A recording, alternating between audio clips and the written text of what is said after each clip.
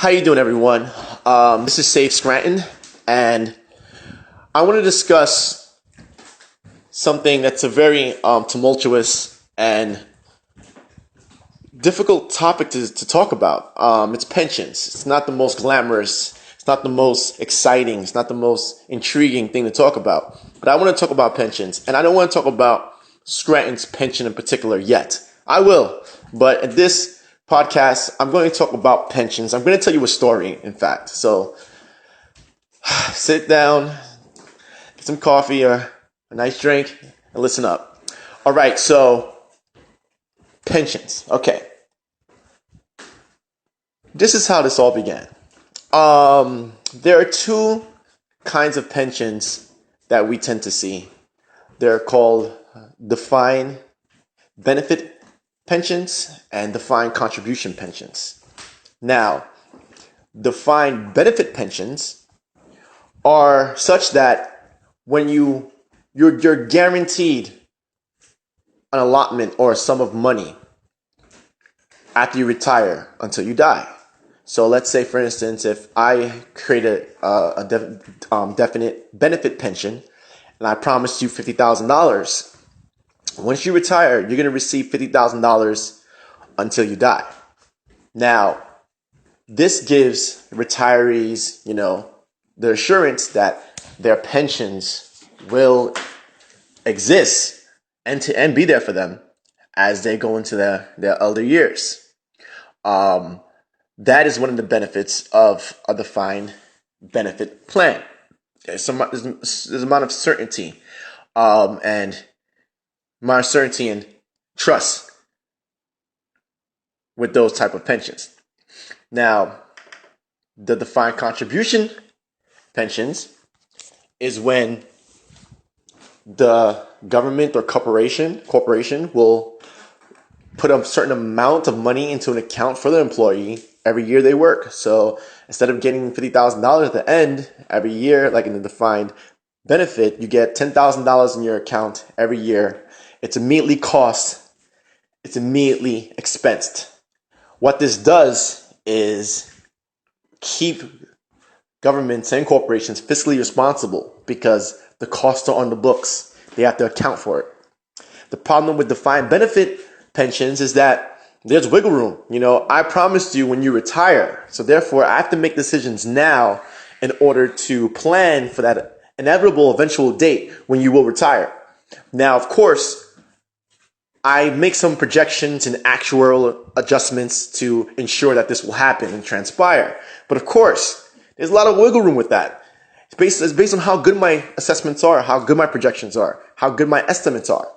Of course, there's going to be years where I don't pay, or I underpay the payments in order to meet this obligation in the future. And then I say to myself, I'll do better next year. Or maybe the market is doing good. And I'll say, I'll play, some money in the market and get some better return.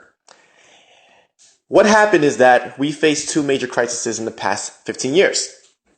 Actually, 16 years. In the past 16 years, we had the 2001 tech bubble, which liquidated or destroyed $3 trillion. Then we had the mortgage crisis in 2008. That's the one that brought Greek sinking down into oblivion.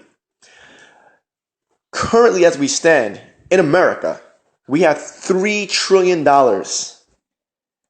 that states, municipalities, and cities cannot account for because of these pension situations.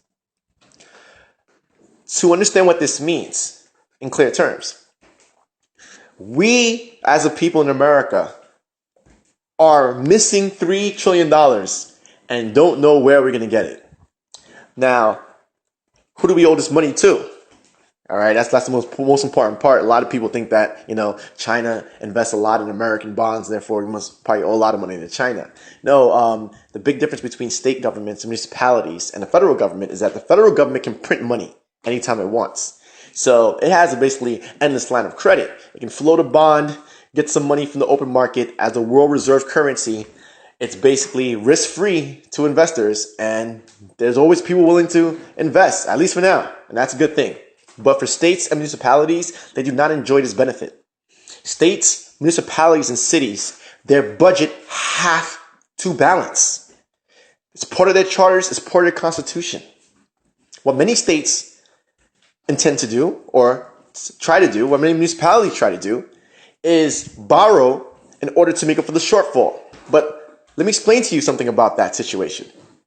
If you have a house and you're living, your home finances, and you're realizing that, man, I'm getting burdened and crushed with a mortgage and with credit card payments and with, a school loan or car payments, I have a great idea. Let me go get a payday loan and use it to pay off my credit card. It's like, okay, you survived today, or you maybe survived for the month, but you're just getting more debt.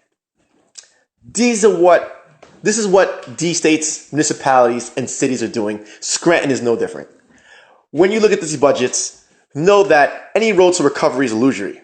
What's really going on is just a padding of the situation, just keeping the train going as it chokes, as it struggles, as it eventually dies.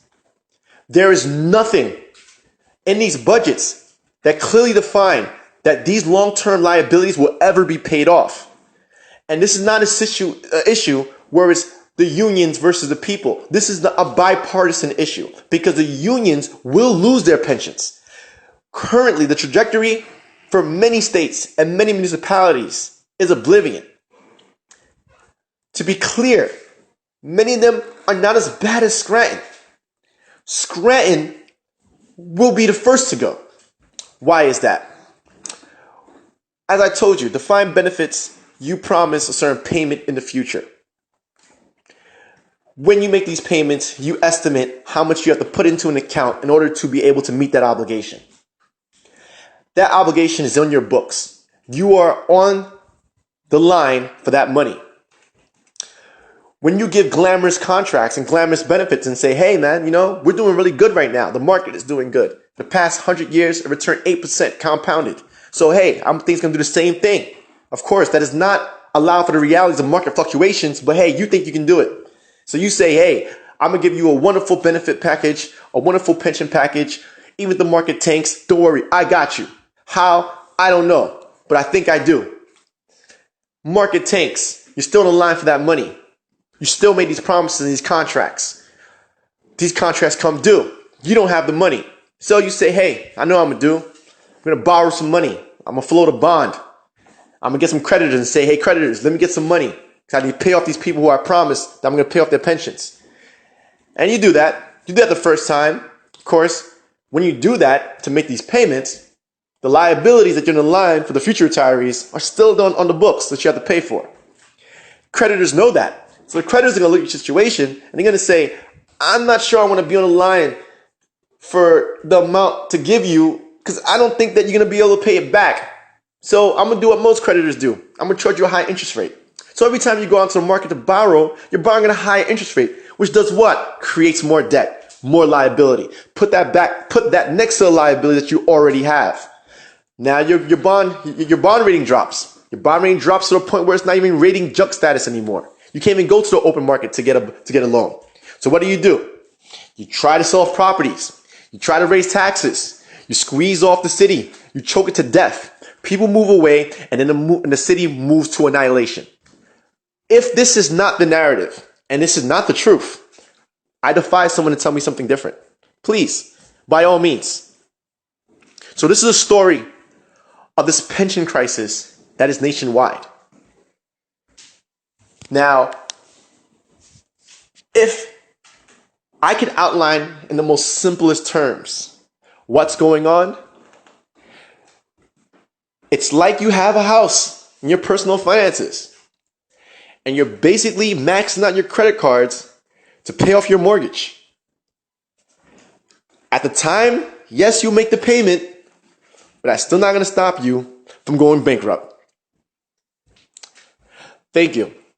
Keep posted. Go to SaveScranton.com. Join us. Give us your contact information. We'll be having a rally. We'll be having speaking engagements. We'll be letting the people know exactly what's going on and what the city is facing, which is complete oblivion. But something can be done. That's the most important part. A lot of people are fatalistic and nihilistic. They believe that nothing can be done. And that's not true. That's not true at all. San Francisco faced a situation. Detroit faced a situation.